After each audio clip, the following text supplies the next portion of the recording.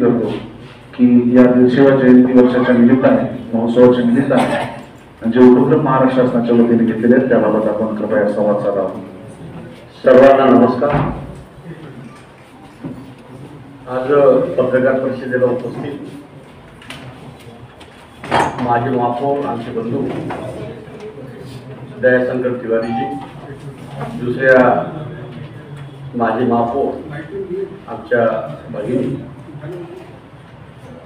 आज पत्रकार परिषदेच्या माध्यमातून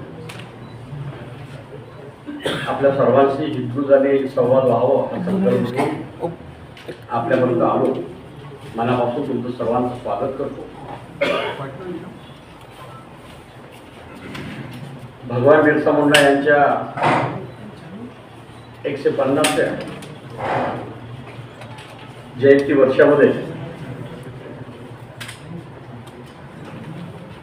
महाराष्ट्र आणि देशामध्ये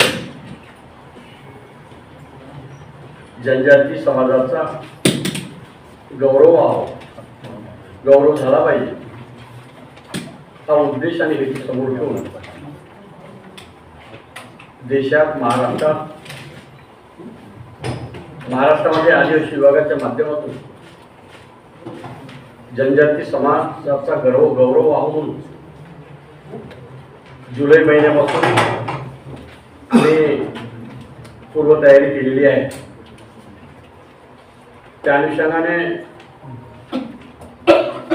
जनजाती समाजाचा गौरवशाली इतिहास आणि आदर्श संस्कृती,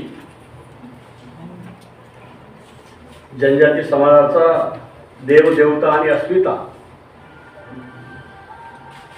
याबाबत सर्व स्तरावर चर्चा व्हावी,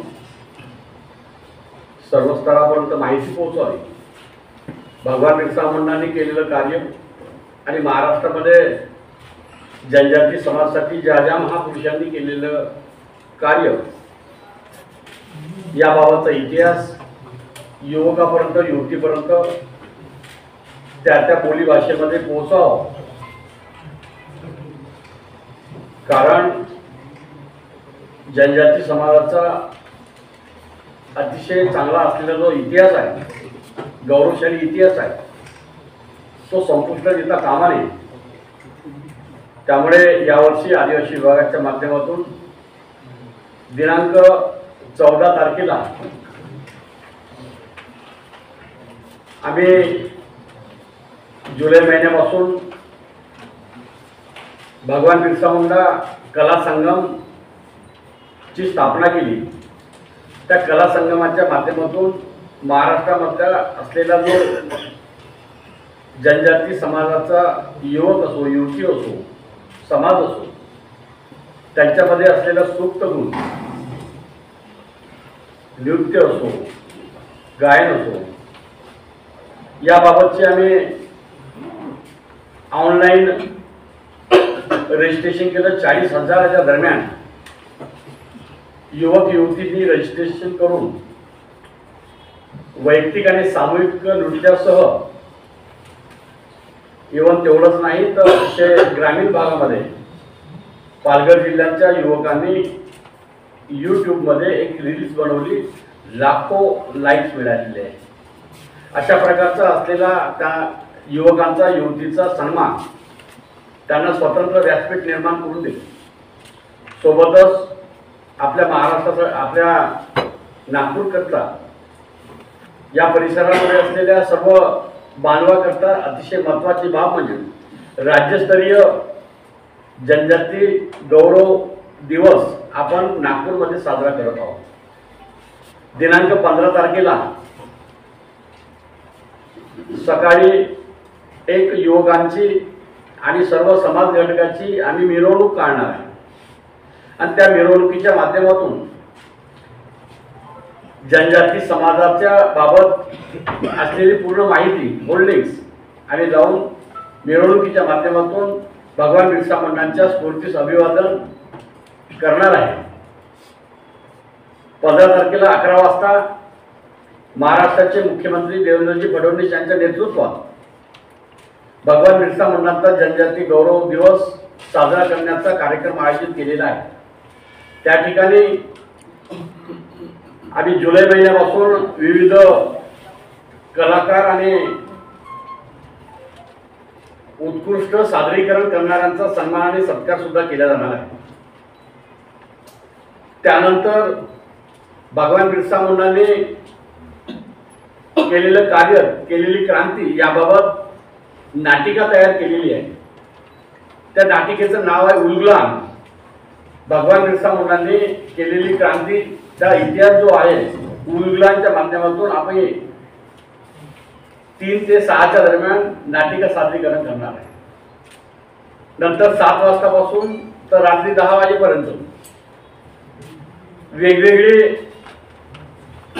संस्कृतीचं दर्शन व्हावं म्हणून सादरीकरण होणार.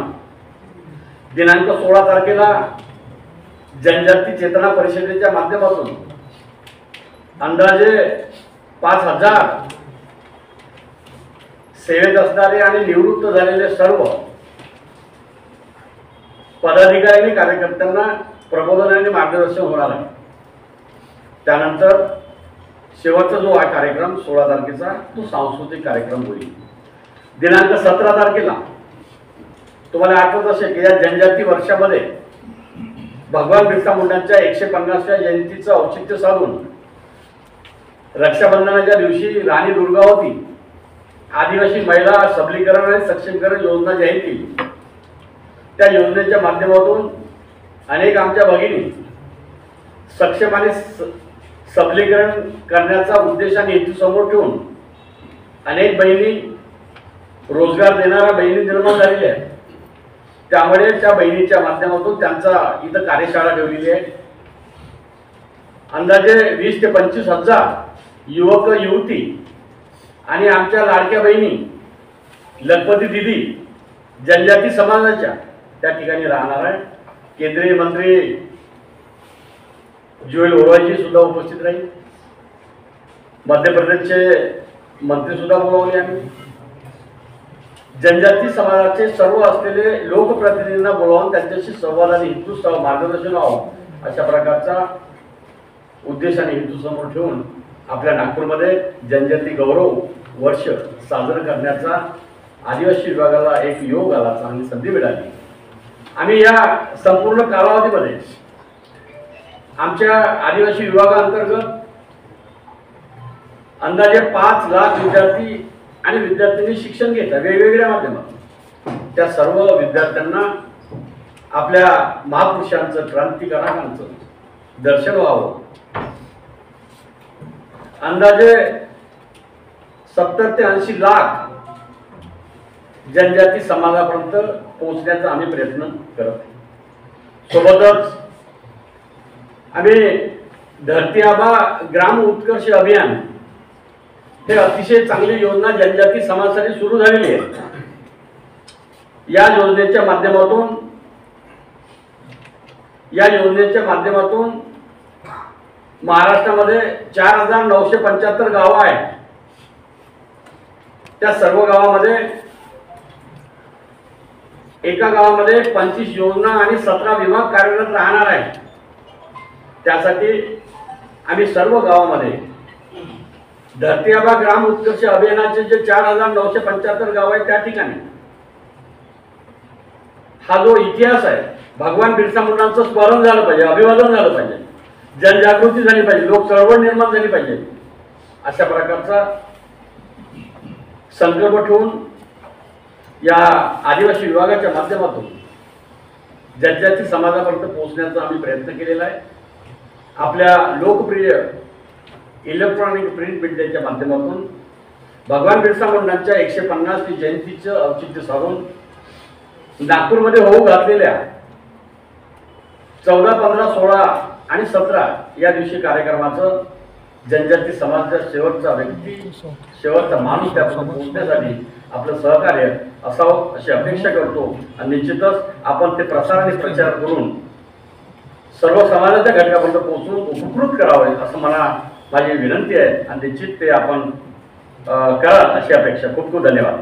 सर 3 दिवस चांगल्या वेगवेगळ्या कार्यक्रमांचं आयोजन केलं आहे, पण ज्या नागपूर नगरीमध्ये हे कार्यक्रम होत आहे ते बख्त बुलंदशाह ज्यांनी समाधी संवर्धनासाठी एक प्रस्ताव तयार केला होता. खूप दिवसापासून ते रखडलं. तेव्हा त्याला गती केव्हा मिळणार, निधी अजून आला नाही, त्याचं भूमिपूजन केव्हा होणार, हे प्रश्न आहे. आचारसंहिता आहे, मी याच्यावर बोलणार नाही. आज माझ्या पत्रकार बांधवांना आपण एका कुटुंबाचे सदस्य म्हणून संवादाने हेतू साधला. विनंती आहे कुठल्या प्रकारचे आचारसंहिता भंग न होता आपण तुमच्याशी संवाद साधावा. देशगौरव, विश्वगौरव, क्रांतिकारक आणि भगवान बिरसा मुंडांची 150वी जयंती असल्यामुळे त्या निमित्ताने आपण आयोजित केलेल्या कार्यक्रमाच्या अनुषंगाने आपण आज चर्चा व्हावं अशी अपेक्षा करतो, विनंती करतो. खूप धन्यवाद. शासकीय आश्रमशाळांच्या विद्यार्थ्यांना अद्यापही गणवेश मिळाले नाही.